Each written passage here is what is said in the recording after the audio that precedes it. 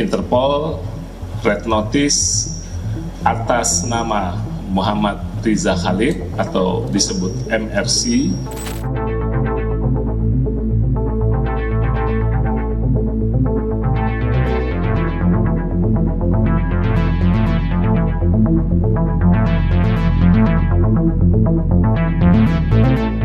Pikir BUMN ini keterlaluan, mencopot orang yang bukan meritokrasi. Kenapa saya mau lapor itu jaksa? Periksa tuh sekalian BUMN, periksa tuh presiden bila perlu.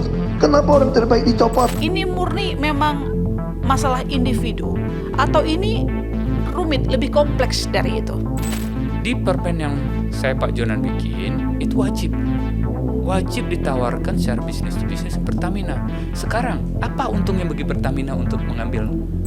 Apakah memang Riza Khalid sebegitu pentingnya dalam operasional migas kita, atau dia hanya satu dari sejumlah aktor kalau memang ada praktik moral hazard? Mampu nggak kita bikin sistem yang mengurangi terjadi moral hazard? Ini lebih ke arah upaya bersih-bersih atau cuma bakalan ganti pemain saja? Saya berharap momentum untuk melakukan tata kelola yang lebih baik.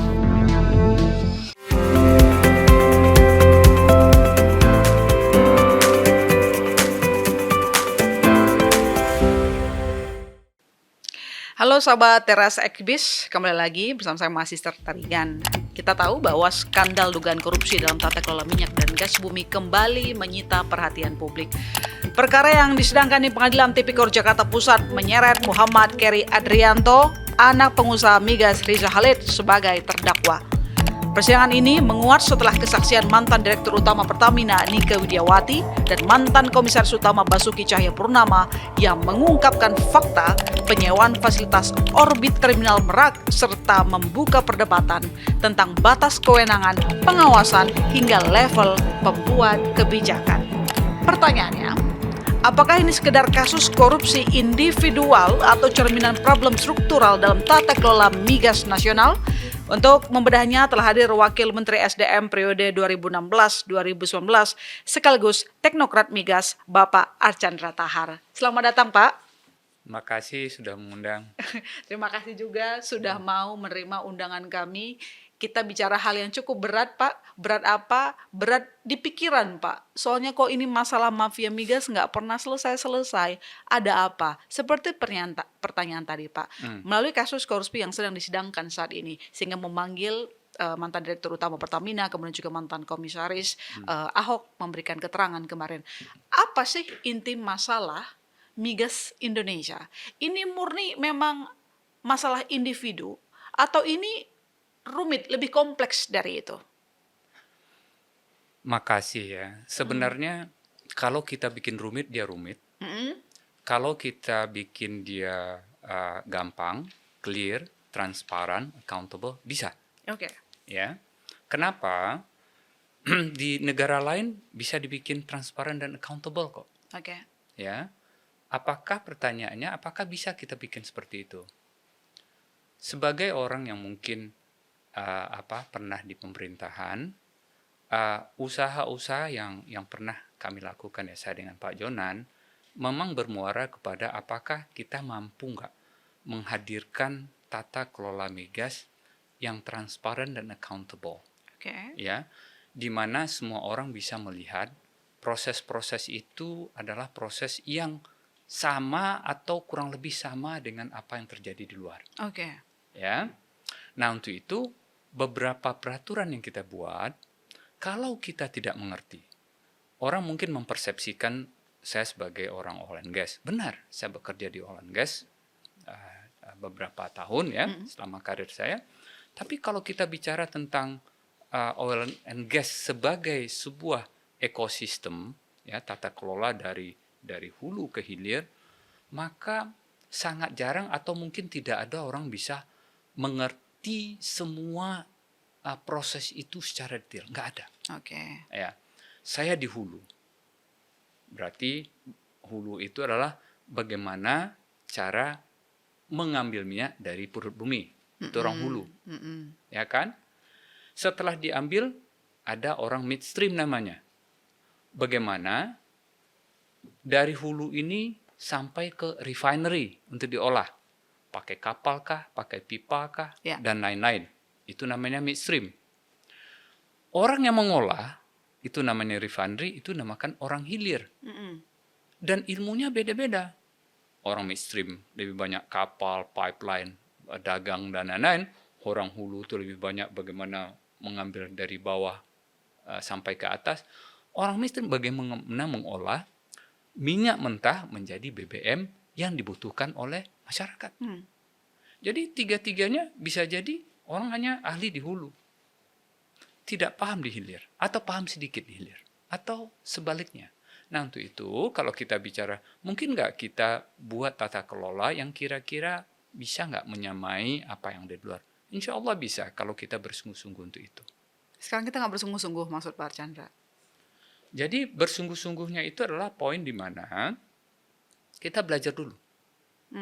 Apa sih tata kelola migas itu? Ya, tadi bicara tentang misalnya setelah kita memproduksikan di hulu gitu ya, hulunya harus kita perbaiki. Kenapa? Pada saat kami di ESDM, produksi kita itu sekitar 750, mungkin 780 ribu atau 700 ribu, rata-rata sekitar 750 ribu barrel per day. Per day. Ya. Sementara kebutuhan BBM kita, BBM ya, dia harus dibedakan antara ada yang dinamakan BBM, itu yang sudah diproses, ada yang dinamakan dengan crude, itu minyak mentah yang belum diproses. Okay. Ya. BBM yang kita butuhkan 1,4 juta. Kadang-kadang orang bilang 1,5, 1,6. Itu apabila memasukkan LPG di situ. Oh, oke. Ya. Kalau tanpa LPG, maka kebutuhan kita pada tahun itu 2019 ya 2016 sampai 2019 itu sekitar 1,4 juta barrel per day. Kita butuh ya sehari. Yeah. Untuk masyarakat, barrel itu mungkin rasanya berapa besar sih barrel itu ya? Satu barrel itu kalau dulu orang-orang tua kita pernah melihat drumnya minyak tanah, ya drum yang itu satu barrel. Kita butuh 1,4 juta itu sehari. Ya. Dari 1,4 juta, kilang Pertamina, semua kilang Pertamina disatukan, itu hanya bisa memproduksikan 800 ribu. Ya. Berarti kita impor BBM 600 ribu barrel per day. Ya. Dari 800 ribu hasil kilang tadi, dia membutuhkan minyak mentah, bukan 800 ribu. Minyak mentahnya adalah 1 juta barrel per day. Ya. Oke. Produksi minyak mentah kita 750 ribu. Atau taruhlah lebih gampangnya, saya selalu memakai angka 700 ribu. Biar lebih gampang. Kita butuh 1 juta, kilang Pertamina produksi 700 ribu. Atau 750 ribu barrel per day. Oke. Kalau semua yang 750 ribu itu masuk ke kilang Pertamina, berarti kita masih impor crude berapa? 250 sampai 300 ribu barrel per day. Jadi impor kita itu 600 ribu barrel BBM, 300 ribu crude. Nah, karena sistem kita adalah cost recovery, dan sekarang dengan adanya growth split juga, tidak semua yang 750 ribu itu milik negara. Ada milik K3S, yang merupakan porsi dari cost recovery. Jadi dia berinvestasi, dan investasi itu dibayar oleh negara lewat volume minyak yang kita produksikan. Jadi dari 750 ribu itu, ada yang harus digunakan untuk membayar cost recovery kontraktor, ada yang menjadi entitlement-nya dia, hak dia, saya berusaha dikasih untung dong, ya kan? Jadi kira-kira mungkin separuh lebih itu milik K3S.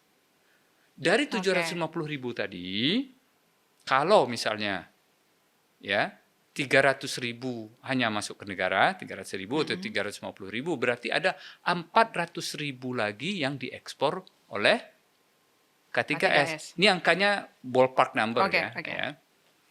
Kalau gitu kita impor 400 ribu plus 300 ribu lagi tadi yang kekurangannya, berarti impor crude kita adalah 700 ribu. impor BBM kita 600.000. Itu situasinya. Oke.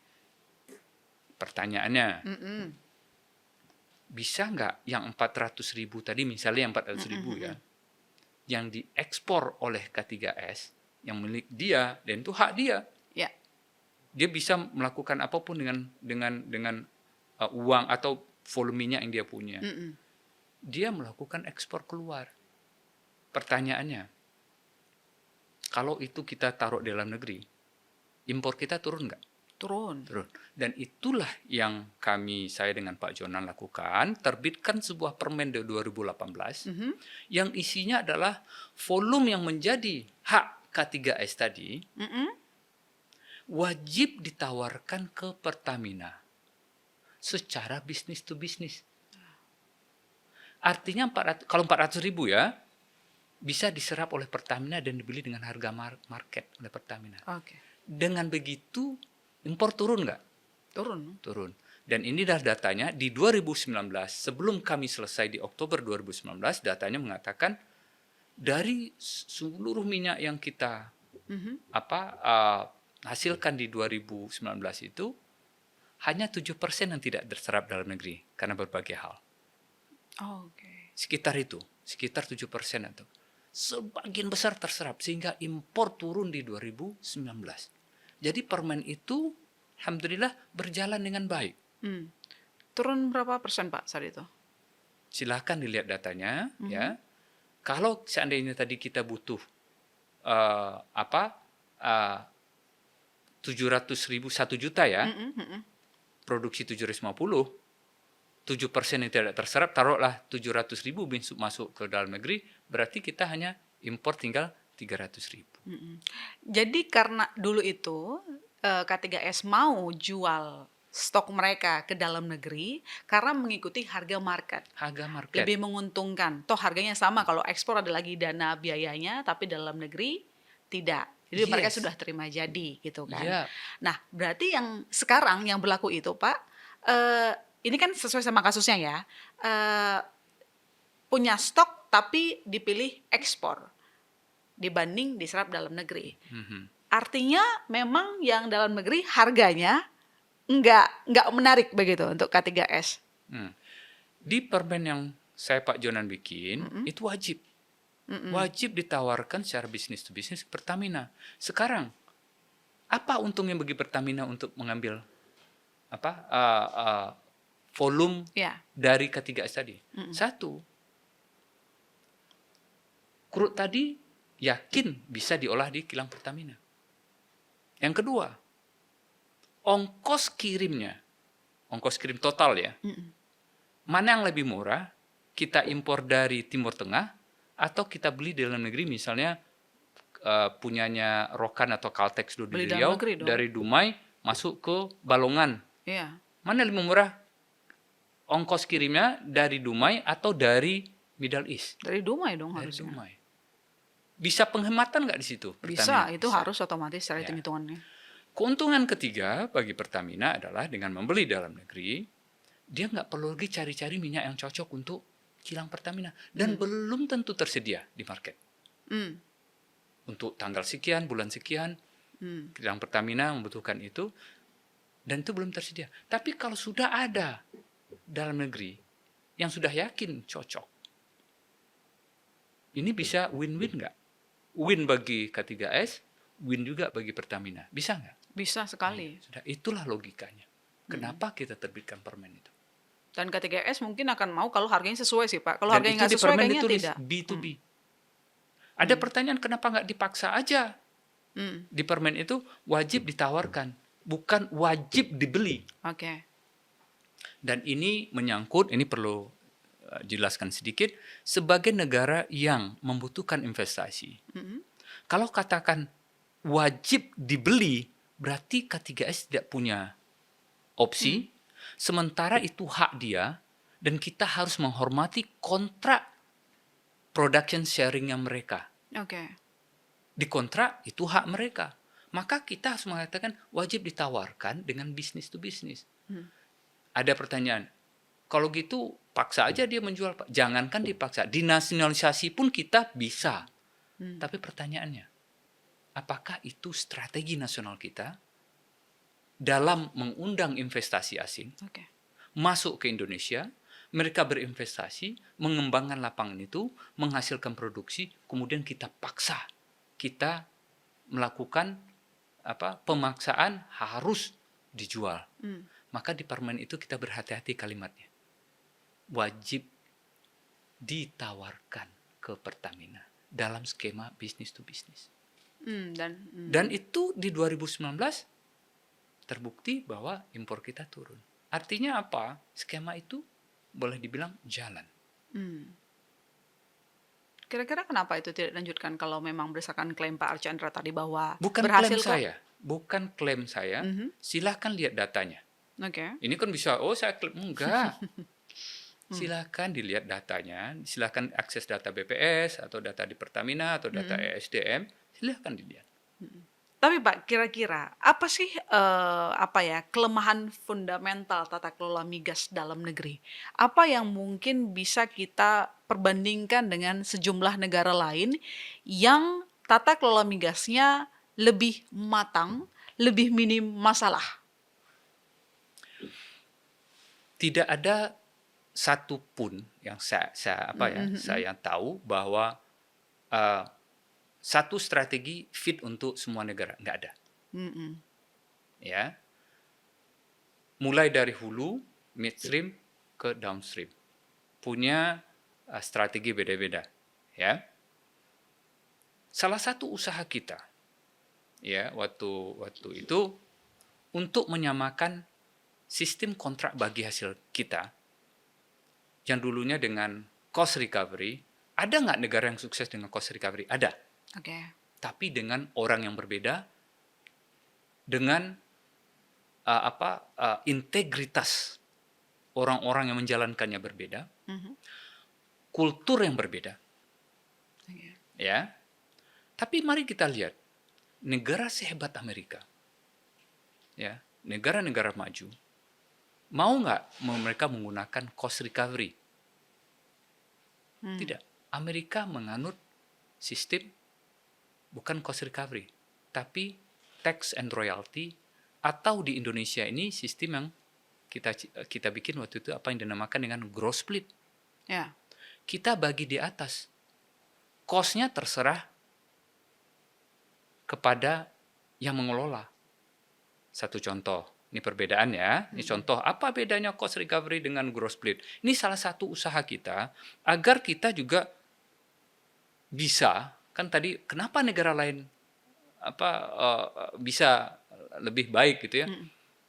Mari kita mulai dari hulu tadi. Apa bedanya cost recovery dengan gross split? Ya,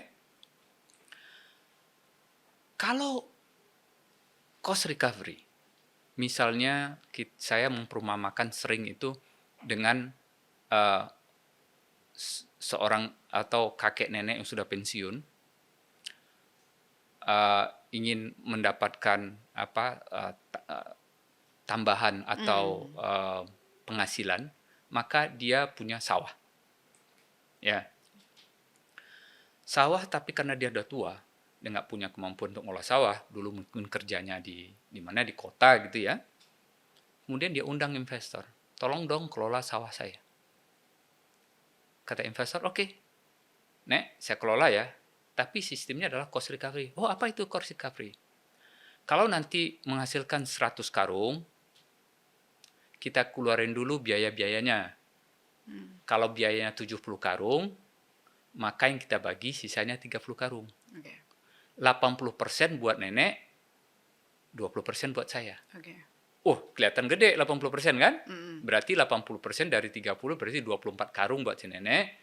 Tinggal 6 karung buat si investor. Tapi si investor sebenarnya bukan 6 karung, 6 tambah 70 kan? Ya.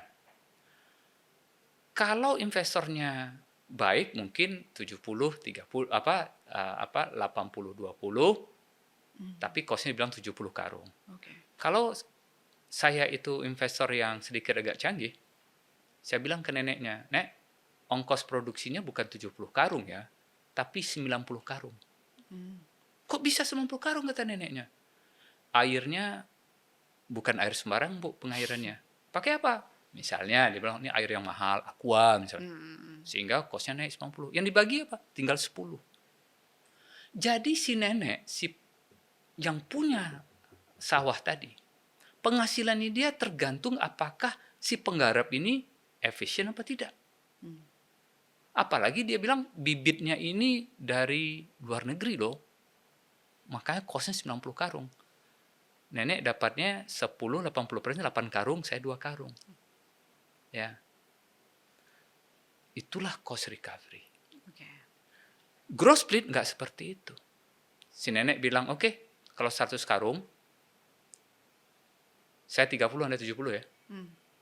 Costnya kemana? Terserah di 70 itu. Tadi ya, mau bibitnya dari luar negeri, mau airnya air mineral, terserah. Pokoknya kalau menghasilkan 100 karung, saya dapat 30, Anda 70. That's it. Simple. Saya nggak perlu ngecek ke lapangan bagaimana Anda mengairi, bagaimana pupuknya. Pokoknya sudah dapat 100 karung, dan itu yang paling gampang. Melihat pas panen, bisa dihitung nggak karungnya sama si nenek? Bisa, gampang, dia datang. Dan itulah yang diterapkan di Amerika. Gampang, simple. Kalau di Indonesia cocoknya yang mana, Pak? Kan tadi setiap negara tidak bisa kita samakan ya strateginya. Kalau di Indonesia dengan kondisi yang sekarang ini, lifting migasnya juga belum maksimal. Kita tentu masih butuh kan dana-dana yang mau masuk dan memaksimalkan lah potensi migas kita, cadangan migas. Sebagian ikhtiar kita. Ya. Kalau ini kata Ensen ya, kira-kira gini.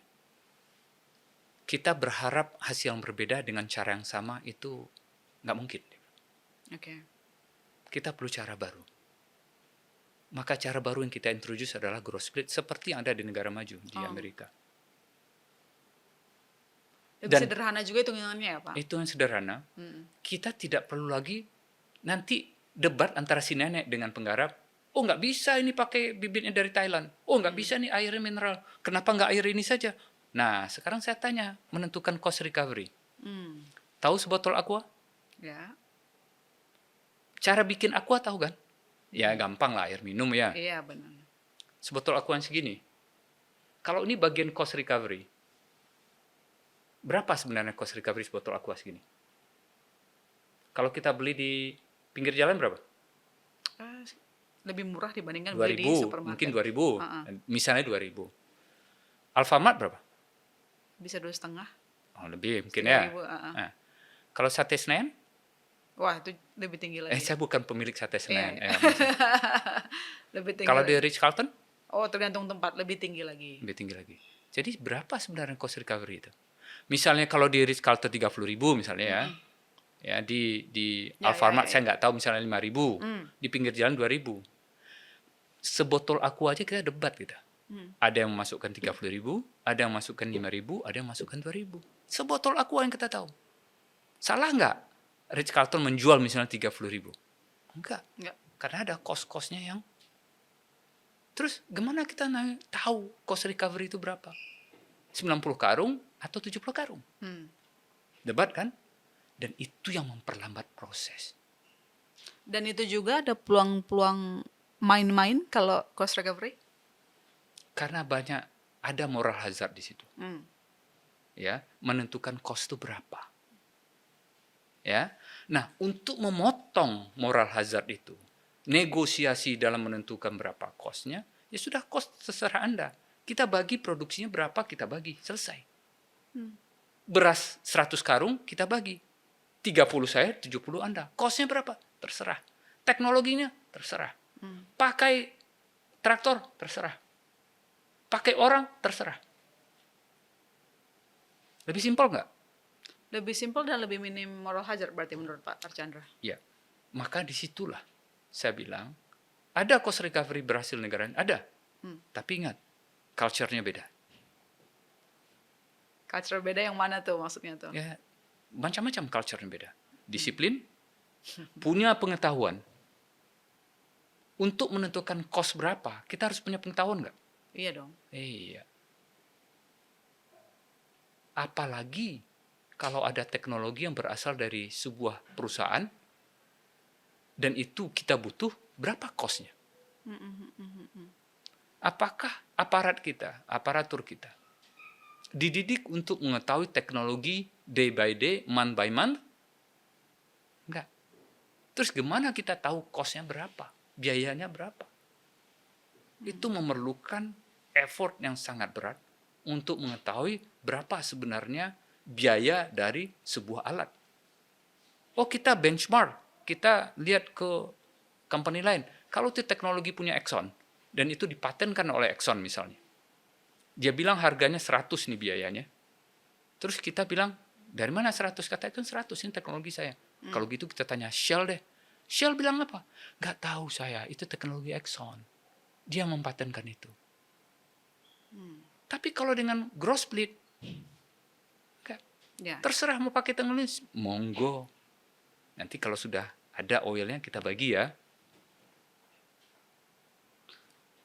Gimana? Nah, itu salah satu usaha kita memperbaiki. Iya. Mempermudah hitung-hitungan. Dan makanya accountability kita bikin simple, sederhana. Interaksi dengan manusia yang mungkin menimbulkan moral hazard itu kita kurangi. Kita harus bekerja dengan sistem. Kontraknya adalah gross split, misalnya 20-80, 25-75 terserah, tapi di atas. Cost-nya terserah Anda. Karena Anda yang tahu teknologinya, Anda yang tahu seperti apa orang dibutuhkan untuk mengerjakan ini, seberapa besar gajinya Anda yang tahu. Di sini kalau cost recovery, bahkan gaji pun kita yang harus melakukan, oh ya gajinya harus segini. Jadi titik paling rawan korupsi di tata kelola migas kita itu di mana, Pak? Di hitung-hitungan tadi? Atau? Karena ada keywordnya korupsi. Ya, boleh nggak kita kembali? Saya bukan orang hukum. Adalah sangat kita harus berhati-hati mengatakan korupsi dalam tata kelola. Ya, kenapa? Bisa jadi definisi korupsi kita dan definisi korupsi di luar sana berbeda. Ya, maksudnya seperti apa? Saya waktu bekerja di luar, di Amerika, kita diajarkan apa itu korupsi. Itu masuk kita diajar. Korupsi itu simpel aja. Menurut FCPA, ya Foreign Corruption FCPA Practice Act, ya, undang-undang anti korupsi di Amerika. Dan itu menurut saya simpel. Simpelnya seperti apa?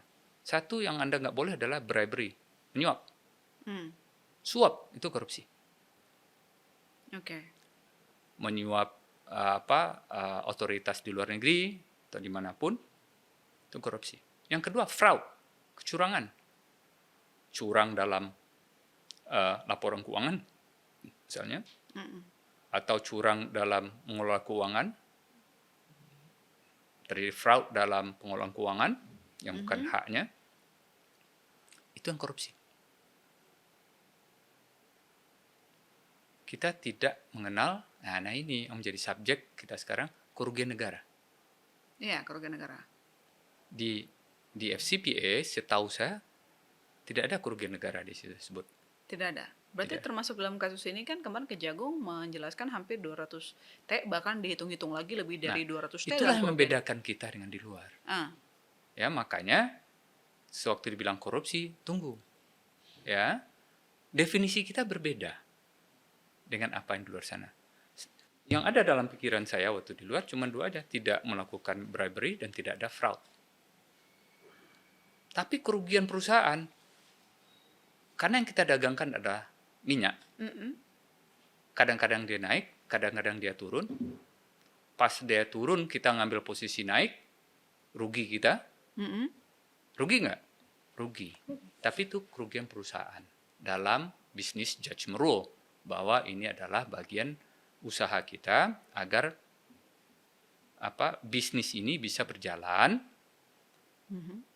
sesuai dengan tata kelolanya. Akan ada untung, akan ada rugi.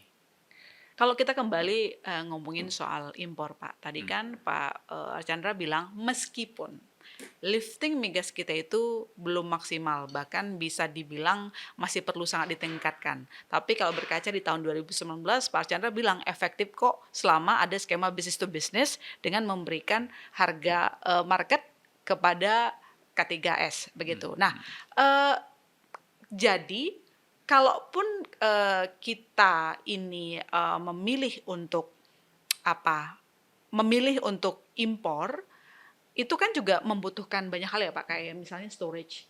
Ya, storage itu sangat penting kan dalam proses impor migas maupun kita serap dalam negeri. Iya. Jadi gini prosesnya ya. Kita bicara BBM dulu ya. BBM ada yang diproduksi oleh kilang Pertamina. Tadi yang 800.000 ya. Kilang kita itu ada di Dumai, di Palembang, Pelaju ya, di Balongan, di Balikpapan dan Cilacap. Oke. Untuk mensuplai minyak di wilayah yang tidak ada kilangnya, gimana caranya? Kita harus ada storage dulu. Ya.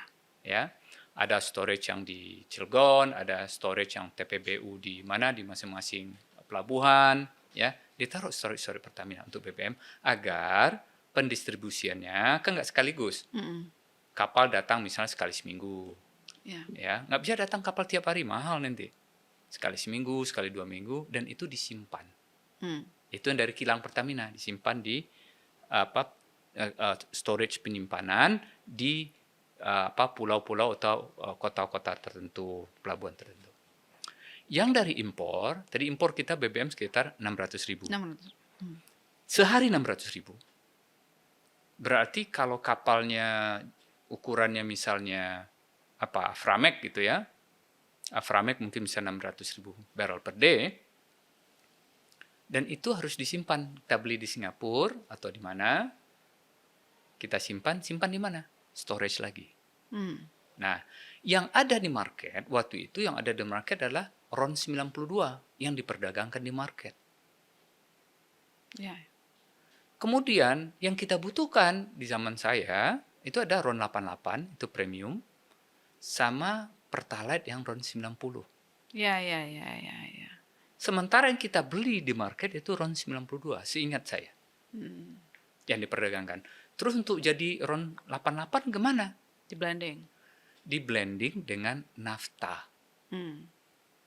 Ya, jadi kita beli nafta juga di market. Nah, untuk blendingnya perlu storage nggak? Perlu. Jadi storage itu selain penyimpanan, juga sebagai tempat untuk memblending. Misalnya kita butuh RON 88. Nafta itu RON 60-an. Yang tersedia RON 92. Dicampur sekian persen, lebih banyak RON 92-nya, sehingga menjadi RON 88. Nah, itulah blending. Dan blendingnya terjadi di mana? Di storage. Beda dengan RON 90 waktu itu. Oke. RON 90 berarti kalau ada kapal yang akan membawa BBM, mungkin tangki yang tersedia hanya untuk RON 92 dan nafta. Dan RON 88. Ya kan? Ya. Nah, RON 90 itu didapat dengan mencampur 50% RON 88 dan 50% RON 92 menjadi RON 90. Dan itu dicampur biasanya di mana tempat dia TPBU, di tempat distribusinya dan lain-lain. Dicampur di situ. Jadi pencampuran itu adalah hal yang diperlukan agar mendapatkan RON yang kita butuhkan. Jadi bukan hal yang haram dilakukan, tapi harus dilakukan untuk mendapatkan RON tertentu. Apalagi sekarang kita masih butuh BBM yang oktannya rendah ya Pak, karena Kita RON masih 90. disubsidi. Saya bilang koreksi lagi, harus dibedakan antara subsidi dan kompensasi. Iya, berbeda.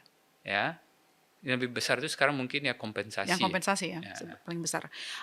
Kalau memang storage dibutuhkan sedemikian, Pak, mau kita impor, mau produksi dalam negeri, semua butuh storage, termasuk untuk kebutuhan blending tadi.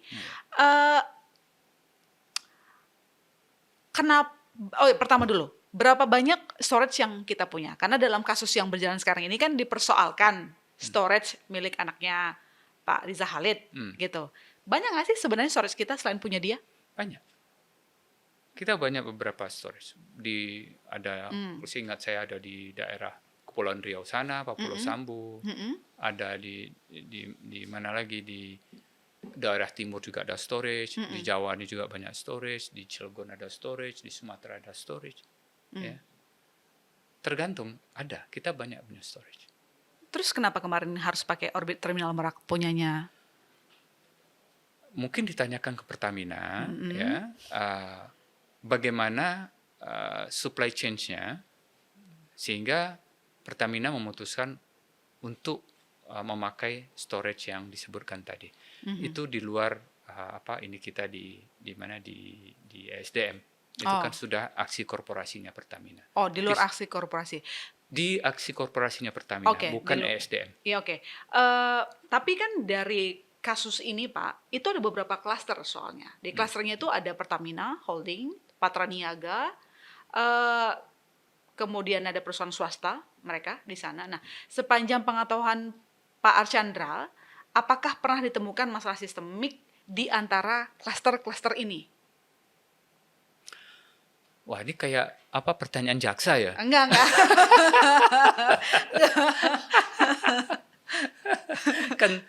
kan kalau udah sistemik dan lain-lain itu silakan lah yang bersidang untuk yang lagi bersidang membuktikannya, ya. Nggak elok lah, ya, untuk memberikan judgement di luar. Tapi ya. kan Bapak punya pengalaman melihat bagaimana aksi korporasi ini melibatkan beberapa klaster. Biasanya apakah memang ditemukan memang masalah sistemik, mau diantar mereka aja gitu? Saya ngasih ini lagi-lagi logika dalam supply chain oil and gas, ya. Okay. Termasuk BBM di sini, ya. Kita perlu storage, benar. Berapa besar storage yang kita butuhkan? Ya, itu tergantung kita mendapatkan minyak kapan, dengan harga berapa, kemudian apakah ada gangguan dalam distribusi baik di luar negeri dan dalam negeri, apakah ada perang di Timur Tengah, apakah kilang Pertamina beroperasi dengan full capacity, atau ada gangguan di kilang Pertamina sehingga tidak bisa berproduksi. Semua faktor itu, termasuk apakah kita lagi lebaran apa tidak, apakah tahun baru apa tidak, Natal dan lain-lain, itu masuk dalam perhitungan seberapa besar storage yang kita butuhkan. Yeah.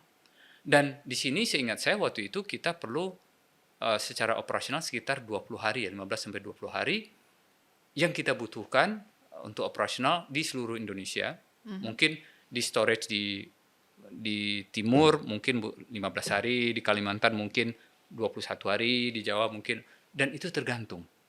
Tapi rata-rata yang kita waktu itu diskusikan ini sekitar 20 hari. Ya. Dan disitulah berapa butuh storage yang kita butuh. Nah, kalau 20 hari, taruh 20 hari ya, kebutuhan kita taruhlah 1,5 juta barrel per day. Besar storage yang kita butuhkan 20 kali 1,5 juta. Oke. Berarti berapa? 30 juta barrel. Dan 30 juta barrel itu tersebarlah di storage-nya Pertamina dan lain-lain. Itulah besar storage yang kita butuhkan. Kalau angkanya sesederhana yang... Iya, nah saya bilang apa? Kebutuhan sehari 1,4 atau 1,5 yang gampang lah. Dikali 20 hari. Ya, 20 dikali 1,5 juta, ya 30 juta. 30 juta barrel, ya udah, kan 20 hari. Berarti harusnya nggak ada masalah sistemik dong? Saya jangan diarahkan ke sana, ya, karena ini udah menyangkut isu masalah di persidangan. Jadi kita teknikal aja lah, teknikal komersial. Nggak, kalau misalnya di aksi korporasi tadi dengan ada beberapa pihak, ya kan, ada Pertaminanya, ada pihak swastanya, begitu. Harusnya hitung-hitungan nggak ribet dong, Pak. Sesederhana yang tadi Pak Archandra bilang dong. Semoga saya nggak melebihkan dan tidak mengurangi. Ya, Hitungan-hitungannya seperti itu. Kan udah saya bilang di persidangan suatu saya ditanyakan berapa kebutuhan. Kebutuhan kita sehari 1,4 Ya, juta barrel per day. oke. Kalau 20 hari 1,4 kali 20. Jadi 28 juta barrel storage yang kita butuhkan. Oke. Pak Archandra, saya ingin mengulang pertanyaan yang sama tapi butuh penegasan dari Pak Oke. Archandra.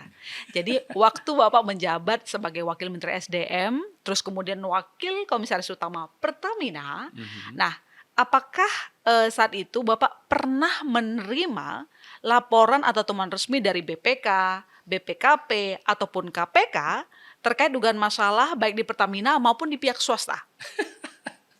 Kan udah ini pertanyaan kayak bener nih, pertanyaan jaksa ini. Atau penegak hukum. Ya. Kan kita supaya clear aja gitu loh. Iya. Hitung-hitungannya seperti tadi. Ya. Dan silahkan dilihat data-data di belakang sewaktu saya sama Pak Jonan di kementerian dan saya jadi Wakumut Pertamina. Ada masalah nggak di situ? Tidak terdengar. Tapi dapat laporan nggak? Kan yang tahu Bapak jawabannya. Dapat laporan nggak? Pernah nggak dari KPK? Laporan apa? Ya, seperti yang terjadi sekarang. Nah kan itu hitungannya simple. Silahkan sediakan storage dengan kapasitas misalnya ya 30 juta barel.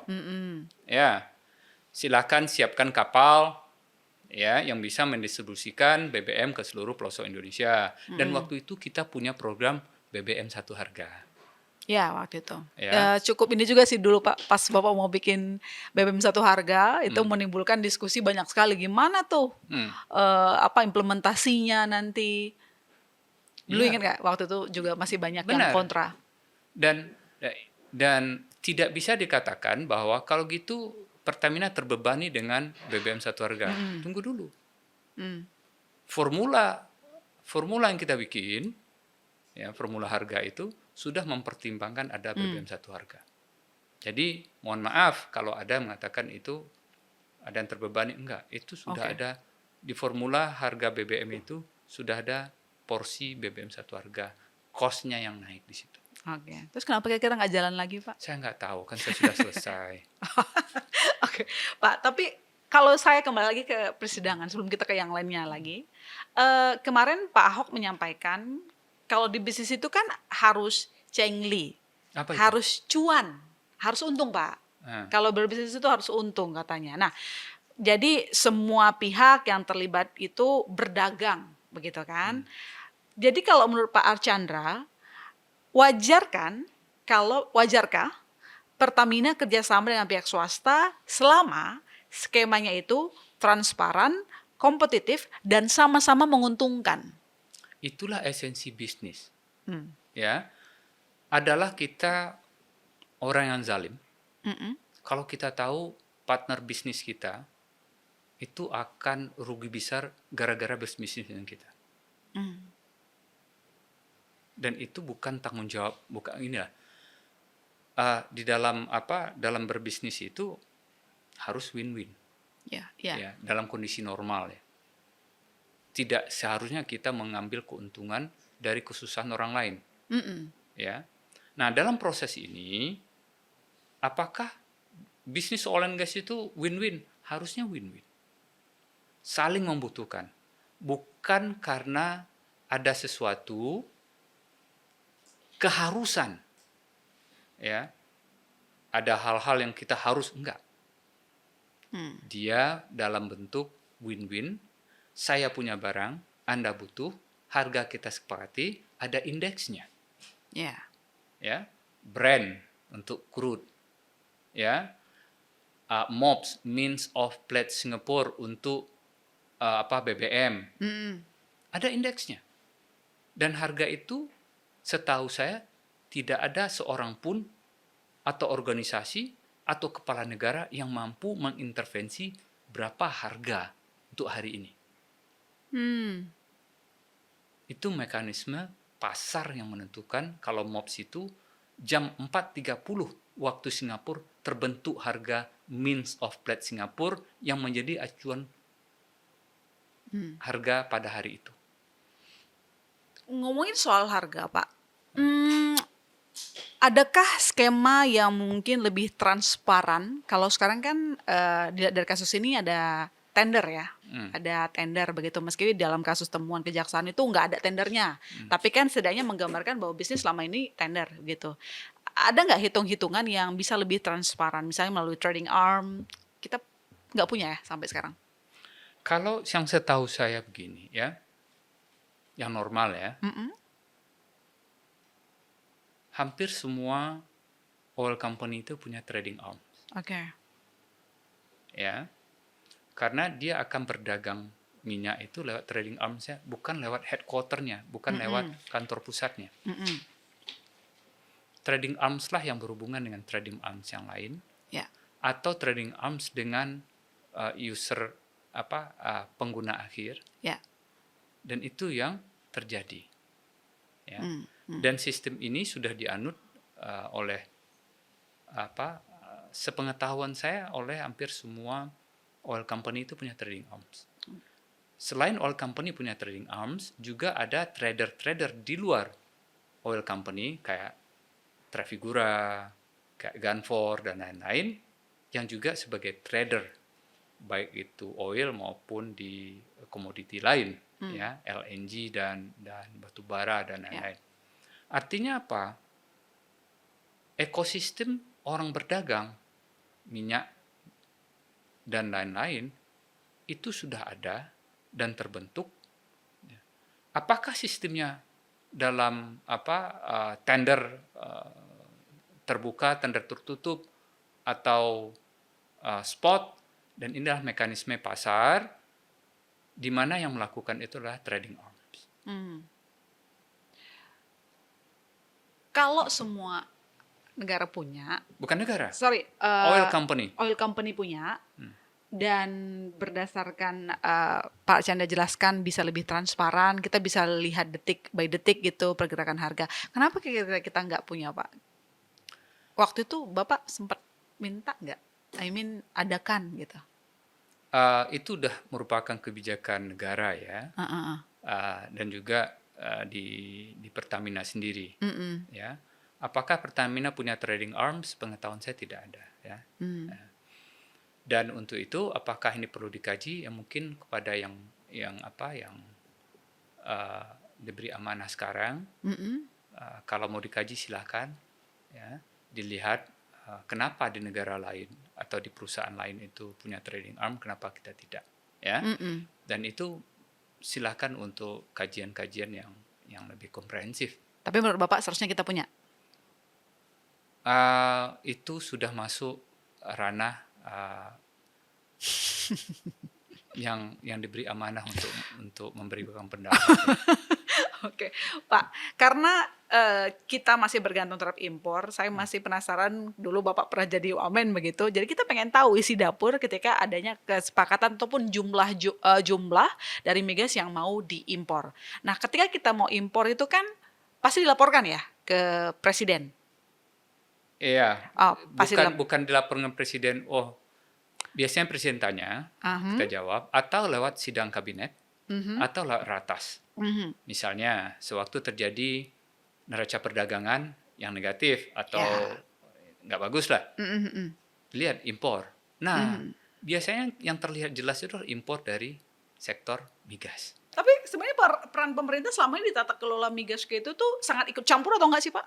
Kalau di ESDM jelas, itu kita policy maker-nya. Kita yang bikin aturannya, aturan mainnya seperti apa. Ya.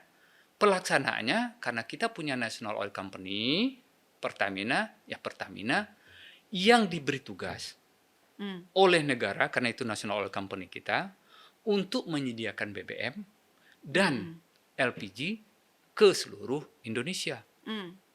Di samping itu, yang punya izin niaga umum, INU, Shell, BP juga diberikan hak untuk menyediakan BBM di SPBU mereka, dan mereka juga melakukan impor untuk menyediakan itu. Nah, tugas ESDM itu adalah menjadi policy maker agar proses ini berjalan dengan transparan. Ya, Pertamina bisa bersaing dengan BP dengan AKR dan lain-lain setransparan mungkin sehingga masyarakat yang diuntungkan untuk mendapatkan BBM dengan harga yang terjangkau. Oh. Jadi pemeriksaan pejabat lebih tinggi itu nggak perlu ya Pak? Bukan gitu ya. Jadi jangan disimplifikasi. Jadi gimana? Nah, Soalnya kan Pak Ahok mintanya begitu. Kalau misalnya ada yang lebih tinggi lagi, istilahnya kan pejabat yang lebih tinggi. Atau menurut Pak Archandra cukup di level direksi ataupun subholding aja gitu. sebaiknya karena ini adalah bahan persidangan dan itu terucap oleh Pak Ahok, kita tunggu aja. Hakim nanti mengatakan seperti apa harus apa tidak. Tapi kalau dari sisi yang lainnya silahkan tanya. Kalau saya tahu saya jawab. Pak, yang juga menarik dan orang ini terkenal sekali, Riza Khalid akhirnya namanya kan dia tetap menjadi tersangka. Sekarang ditetapkan red notice begitu kan di 196 negara. Kenapa saya bilang akhirnya? Karena sebenarnya nama Riza Khalid itu sudah disebut di beberapa kasus. Katakanlah di Papa Minta Saham waktu itu. Apakah memang Riza Khalid sebegitu pentingnya dalam operasional migas kita, atau dia hanya satu dari sejumlah aktor kalau memang ada praktik moral hazard di balik bisnis migas?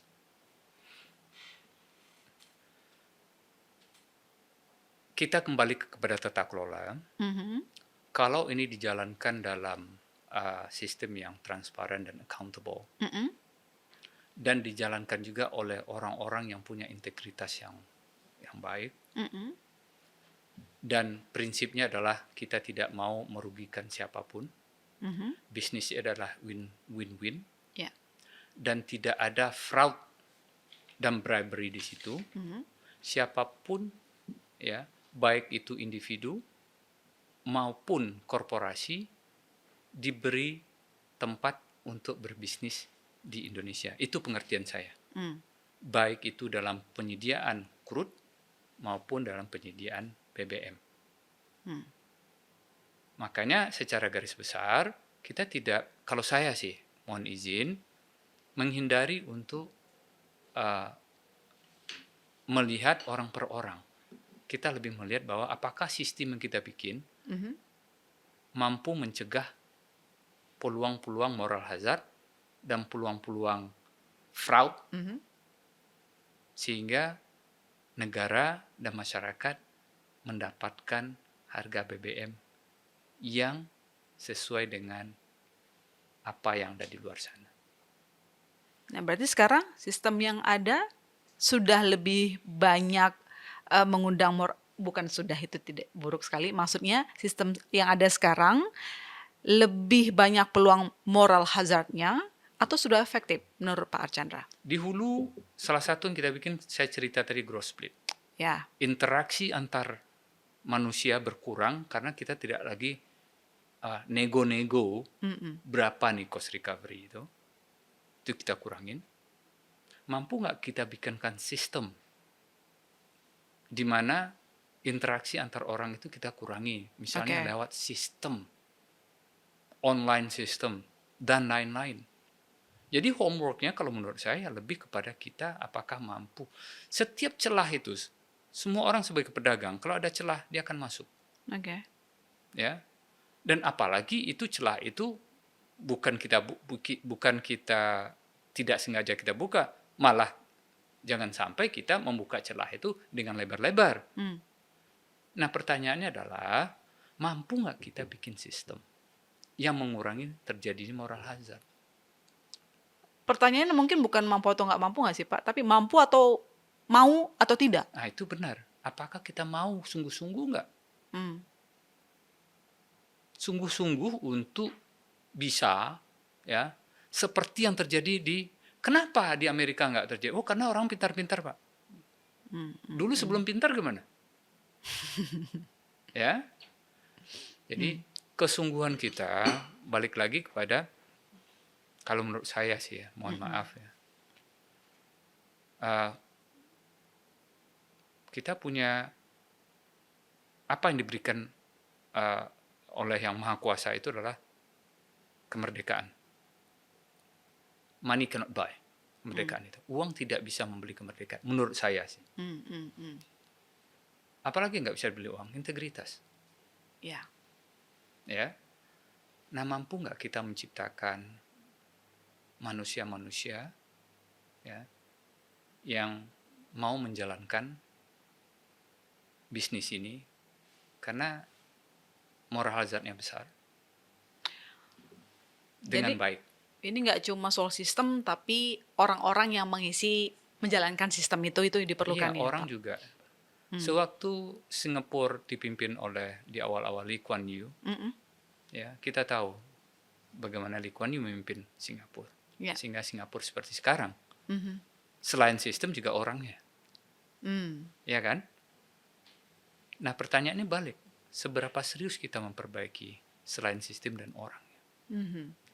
Karena oil and gas itu banyak teknikalnya, iya, ada komersialnya, iya, dan ada politiknya. Maka di oil and gas itu berkelindan katanya power, money, and politics. Berarti kembali ke kasus yang sekarang melibatkan Pertamina, ini lebih ke arah upaya bersih-bersih atau cuma bakalan ganti pemain saja? Saya berharap momentum untuk melakukan tata kelola yang lebih baik. Mampu nggak kita belajar? Ya mungkin, selalu belajar, lesson learn. Ya, coba lihat. Ya. Sewaktu negara lain memperbaiki fiskalnya, sehingga investasi masuk, sewaktu kita menjamin sanctity dari kontrak, bahwa kontrak itu kita hargai, nggak bisa diubah begitu saja. Sewaktu mendidik orang-orang seperti di Malaysia, Petronas itu dulu belajar ke Pertamina, itu benar. Saya banyak sahabat di sana. Kemudian dia leading sekarang, bagaimana dia produksinya jauh lebih besar di luar negeri daripada di dalam, dan bagaimana dia mendidik orang-orangnya di luar negeri, dan bagaimana karakter orang-orangnya di luar negeri. Sewaktu dia seconded atau ditempatkan di luar negeri. Dan beberapa dulu banyak di Houston. Pertanyaannya, sudahkah kita melakukan hal-hal yang diperlukan? Selain memperbaiki sistem, juga mendidik orang-orangnya. Tidak saja yang dididik secara teknikal, juga ininya. Ya, hati untuk melayani ya Pak. Kalau untuk pemerintahnya. Pak Chandra, terakhir, kalau misalnya Bapak sekarang masih punya posisi mengambil kebijakan, apa keputusan paling berani yang Pak Chandra akan ambil untuk negara memperbaiki tata kelola migas nasional? Baik, ya. Boleh nggak ya? Walaupun kita di pemerintahan itu dianggap sebagai birokrat, ya. Tapi ada prinsip-prinsip dasar, terutama di energi ya. Dulu yang saya sama Pak Jonan bersepakat ya. Setiap policy, ya, policy yang kita bikin itu satu harus lolos pertanyaannya gini. Is it technically feasible? Itu secara teknikal visible nggak? Loh, ini kan policy, kok ada teknikalnya? Ada. Sewaktu kita bilang bahwa penyediaan BBM, misalnya, RON 90, RON 88, kemudian kita bilang kita tidak memperbolehkan impor nafta, misalnya. Kita udah bicara sekarang teknikal, nggak mungkin. Karena untuk menciptakan RON 88, salah satunya adalah memblending RON 92 dengan nafta. Iya. Terus kita bikin kebijakan tidak boleh impor nafta. Nah, itu salah satunya. Apakah policy itu secara teknikal visible apa tidak? Kalau sudah tidak visible, stop. Jangan lanjutkan. Ya, ini cara-cara bagaimana membuat sebuah policy yang menurut kami waktu itu baik ya.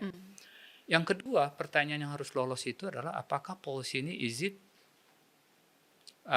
commercially viable? Kok bisa bicara komersial di sini? Ini kan policy. Misal, waktu menentukan harga BBM, harga formula, maka formula itu kita harus paham dulu. Bagaimana orang dagang oil and gas. Bagaimana kita di trading floor, di pasarnya Singapura, misalnya di Platts Singapura. Bagaimana rantai supply dari BBM itu sendiri. Berapa harga kapal, berapa harga storage, berapa biaya distribusi, berapa biaya truk, tangki, kapal, dan lain-lain. Maka formula itu harus, dan yakin kita, formula harga yang kita bikin harus, it must be commercially viable. Sehingga siapapun yang melaksanakan ada margin di situ yang sehingga dia bisa berusaha. Bukan menekan sekecil-kecilnya, tapi membuat dia bisa berusaha dan hidup dengan margin yang ada. Ya. Yang ketiga yang harus kita perhatikan, policy itu is it politically acceptable? Apakah secara politik bisa diterima apa tidak? Ini harus dibedakan antara politik dan politiking. Politik ini politik negara, strategi negara. Misalnya, negara mengatakan waktu zaman saya itu ada blending FAME dengan diesel B30. Kenapa B30? Ya kan? Dan apa secara politik itu politik negara nggak menaikkan blending mandat dari B20 menjadi B30? Ya, maka itu kita bikin policy-nya. Ya, B30. Itu yang dinamakan is it politically acceptable. Jangan sampai kita bikin itu secara politik nggak di-accept. Kalau tiga hal itu, ya, kita bisa lakukan sebelum mengeluarkan sebuah peraturan. Terutama yang berkaitan dengan energi ya. Skopnya saya batasi di energi dan SDM lah. Energi dan sumber daya mineral. Kalau itu bisa kita jalankan dengan konsisten. Dan secara humble, kita bisa minta pendapat pada market misalnya. Menurut kami ini secara teknikal bisa, secara komersial dia viable, menguntungkan, secara politik oke. Kalau kita keluarkan ini, akan jalan apa tidak? Dan disitulah waktu Permen yang mewajibkan menawarkan crude K3S kepada Pertamina, kita mulai dengan framework ini. Ini secara teknikal mungkin nggak? Mungkin. Karena apa? Selama ini crude ini sudah diserap oleh Pertamina. Secara komersial bisa karena harga market. Secara politik sangat baik. Kenapa? Mengurangi impor. Trade deficit kita bisa berkurang. Maka ini harusnya bisa jalan. Dan alhamdulillah jalan. Nah itulah kira-kira framework yang kalau boleh saya sampaikan secara umum ya, yang mungkin bisa dijadikan bukan contoh lah ya, pertimbangan dalam membuat sebuah kebijakan, sehingga kita nggak buru-buru. Partisipasi dari stakeholder kita melihat bahwa program ini kita yakin doable, bisa dilaksanakan. Karena kita udah nilai 3 tadi. Tidak ada alasan kalau secara teknikal bisa untuk tidak dilaksanakan. Tidak ada alasan kalau secara komersial sama kok. Dan tidak ada alasan secara politik kalau memang sudah Presiden mengatakan oke, inilah polisi negara.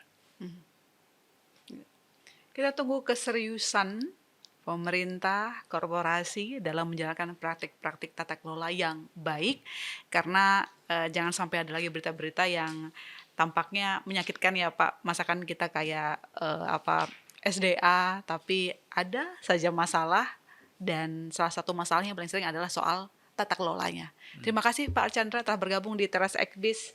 Makasih banyak, kita bertemu lagi lain waktu ya Pak. Terima kasih atas undangannya. Semoga Saya tidak mengurangi dan tidak melebihkan apa yang saya tahu.